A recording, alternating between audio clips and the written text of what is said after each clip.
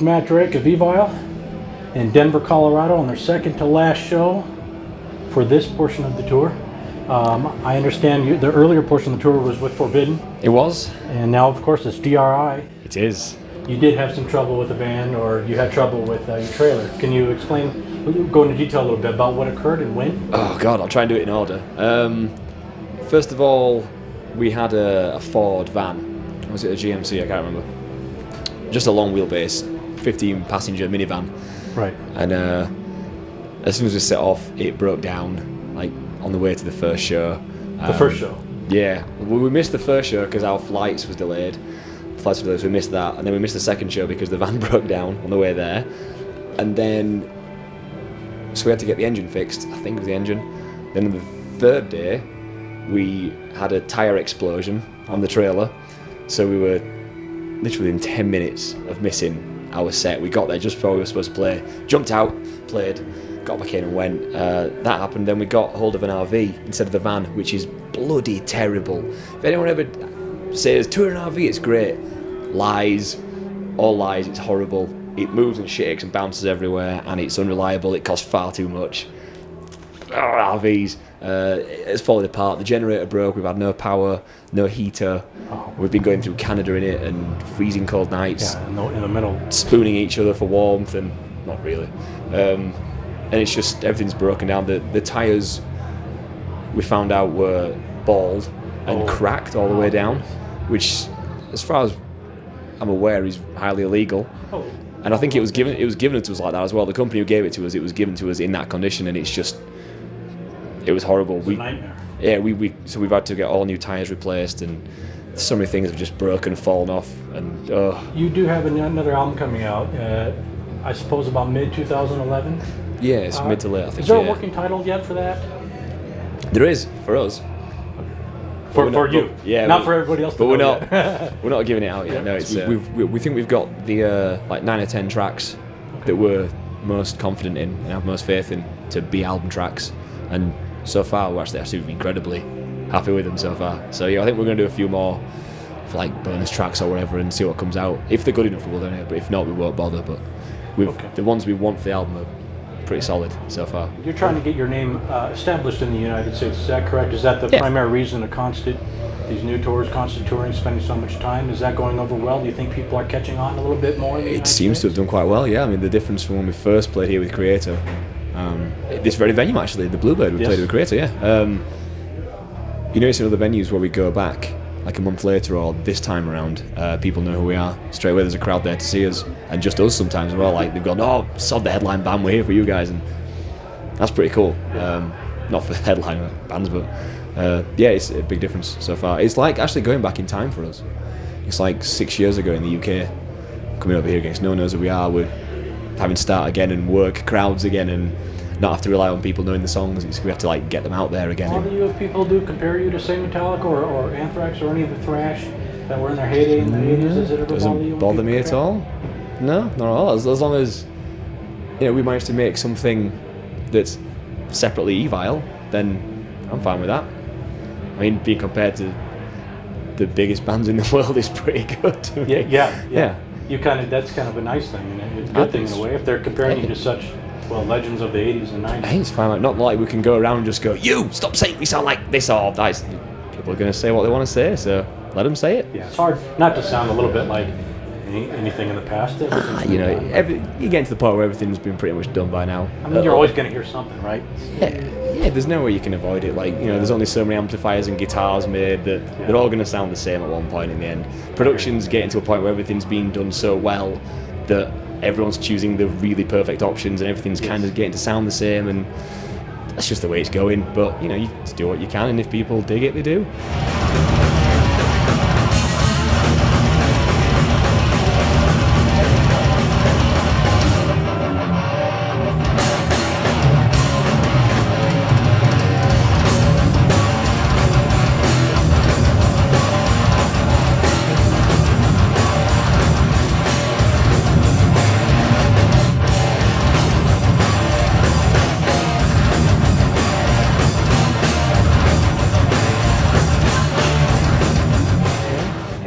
You did a Kiss cover on Halloween, is that correct? Love Gun?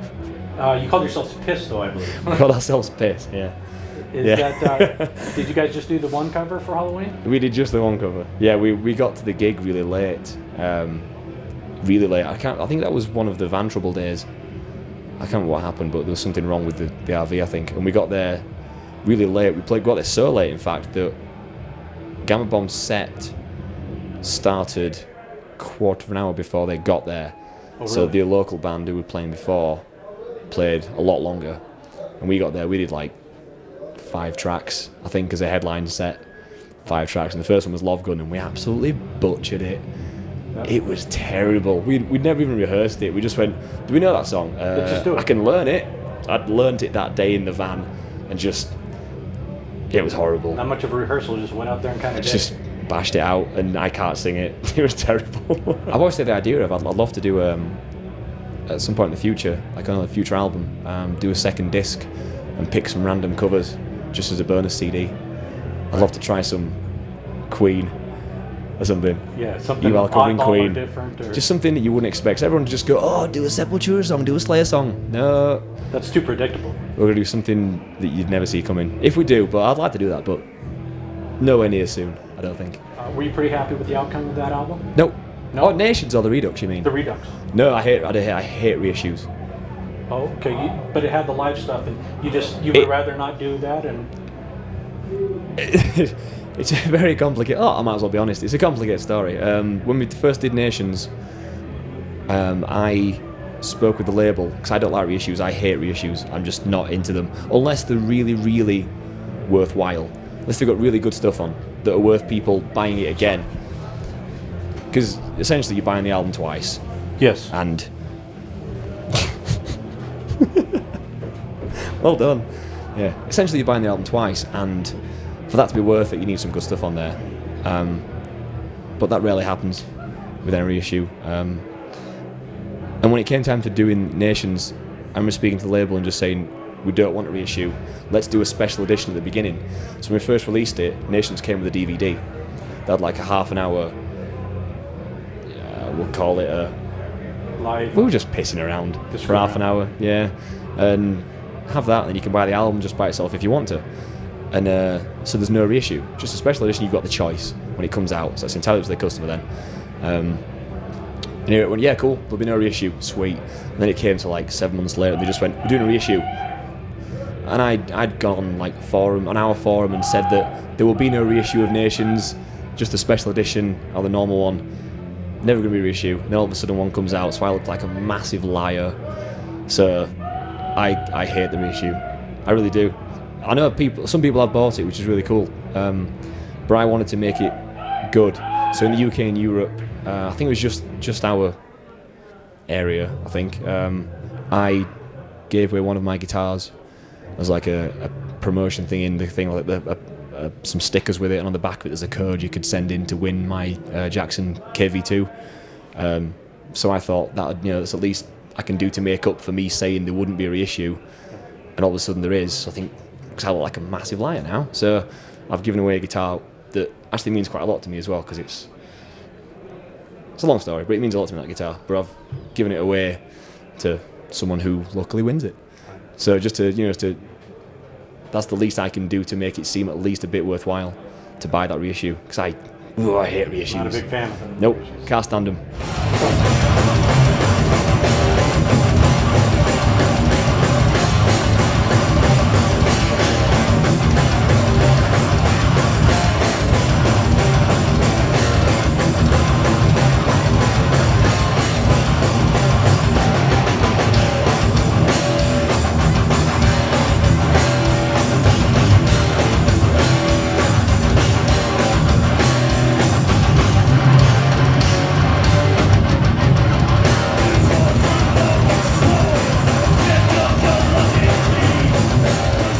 Yeah, there was also something that was, but I think it happened with Ola when he had trouble back in the UK on a bus with some kids giving him trouble. That was with Ola. Oh, right? yeah, that was all, yeah. Are you aware of that? Oh yeah, Much? yeah. It was Do you know a if big that- thing. Oh, yeah, you can go through. Is that something that happens normally in the UK? I mean, here you don't hear about that, especially kids bothering well, he's a young adult, but is that something that's a normal occurrence? In the UK, yeah. Yeah, over here it's not as No, that doesn't really happen no. because people are accepting of different people, and in the Okay. UK people aren't. They're still pretty conservative and staunch about things. It's just idiot. We have these things. We have these people called chavs in the UK, Okay. and they're just idiots. Just hang around street corners and annoy people, pester people, and rob people and stuff like that. They're just That's the primary society's horror in the UK. All they just do nothing. They just live off benefits and just shitty people. And they just see someone who dresses like we do, like even like Drew just quite normally, I think, right? But all makes a point of dressing the way he does. Yeah. And I'm half and half in it because if you're gonna choose to be a certain way, you have to accept what happens. What if you're gonna get some shit from people, you have to accept that because you've chosen to be like that. So if you're gonna get shit, you gotta take it really. But then again, there's no need for people to do it. But in the UK, that's just the way it is. People don't accept, like, metal in the UK isn't mainstream. Like, we don't have rock radio over there like you do over here. Like, we don't. Metal gets an hour on a Tuesday morning at 1 a.m. on Radio 1. That's it. That's all the metal the UK gets on mainstream radio. Yeah. On digital, you can get some stuff, but no, it's just not accepted. So, these chav kids see metalers and they just don't know what the hell's going on. They just, they'll throw bricks or whatever at you, and yeah, it's interesting. Yeah. But yeah, you got hassled on a bus by some chav kid who, you saw him also with long hair and, he wasn't wearing a hoodie and, wasn't wearing Adidas track pants, and the idiots. Ugh. But yeah, they just gave him some crap on the bus, and I said, "Oh, we're going to kill you when you get off the bus and stuff." So I just went, "All right." Just walked to the police station off the bus and walked straight there. And the funny thing is that the local newspaper, the Examiner, ran a piece about it and put All's picture in the newspaper. So great, now they've got your picture. Getting easier as time goes on. Does this help at all to keep? I don't think there's anything that can really, help in the way that it just gets rid of any feelings that you have about it. It's especially with it being so close to the anniversary. It was October 5th, so we were out on tour when that happened, and we've got Joe with us now. And one of the weird things that happened, this just popped in my head, so I might as well tell you. The amount of people who come to the merch stand and buy a CD, and they'll just go, "Oh, you signed the CD? Yeah, cool." Sign it, give it to Joe, and they'll look at the picture and just go, "Where's the black guy gone?" Just go, "Oh, you won't know because you've just heard us." And so we've had to explain the situation quite a lot to people this tour. That's a reminder, constant. Yeah, and you see people's faces just go, "Oh," and yeah. Actually, if anything, Joel has helped tremendously. We've got the right guy. We chose the person, not the player. He's a good player, but he's the best person, and he's helped a lot. But yeah, so as far as being out and doing it still, if we weren't, I'd be a guilty wreck by now if we'd have quit. There's no way we could have quit because we only knew Mike from the band anyway, and he built this with us for the past 10 years. So if we'd have given up, then what would that be saying? Yeah. That's just all. We never knew you. Yeah. Doesn't matter. So yeah, we keep it going. We're going to keep it going for us, mate, as long as we can. Outside of music completely, what do you like to do in your free time? Earn money, because we don't earn any doing this. You have to do other stuff for employment. We have to work. Yeah, we have to work. The problem we have is we tour quite a lot, especially recently. And when you're touring and not making money touring, you're not making any money. So you can't have a house. So you've got to pay your rent, your bills. It's the worst thing is just to not make any money and go home with nothing in your pocket. Right. Go on, Mr. Byrne. That's okay. Yeah, it's just naff to get home and have nothing to pay for what you need to pay for while you were away. Yeah. So you have to work as much as you can in between touring. So you get any job you can. The other problem you have is you have to quit so many jobs that nobody wants to hire you. It's like you go for an interview and they'll just say, "Oh, yeah, I see you've quit like 10 jobs in the past 3 years. Why is this?"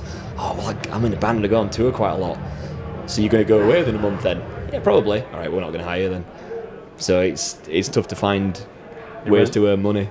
The resume is the question what's listed, and It's pretty questionable. you're all over the place. What are you doing? Yes, you've but got- they don't. I'm in a band. Don't you understand how these things happen? Yeah. So you just lie. You have to do what you have to do to Yeah, exactly. make money. Yeah, but mostly in spare time, like if we're not working, we're either at rehearsal or Xbox.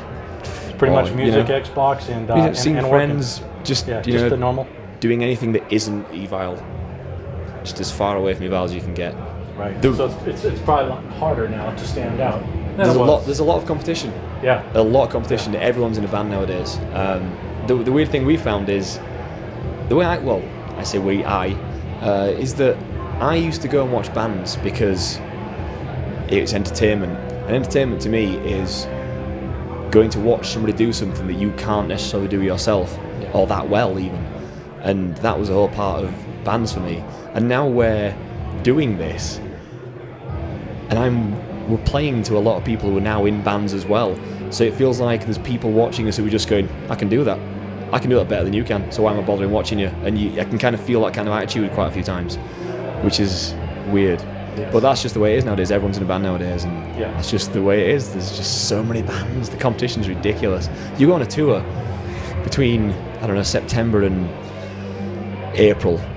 Everyone tours in them few months, and we kind of get lost at the bottom because we're only a small band. So all these massive bands go on tours, and we have a little tiny tour, and no one notices. Wow. And yeah, it's difficult to do, but we'll do it as long as we feasibly can. Well, on that note, I think you guys are doing a great job. Keep up the Thank good you. work. Cheers, Looking dude. forward to a new album. I'm sure a lot of fans are, and I really appreciate it. So am I. Thanks for taking the time out, and have a good Thank you. one more gig after this, and have a good trip back to the UK. Can't wait to get Back home. home. Thank you, sir. All right, thank you. Cheers.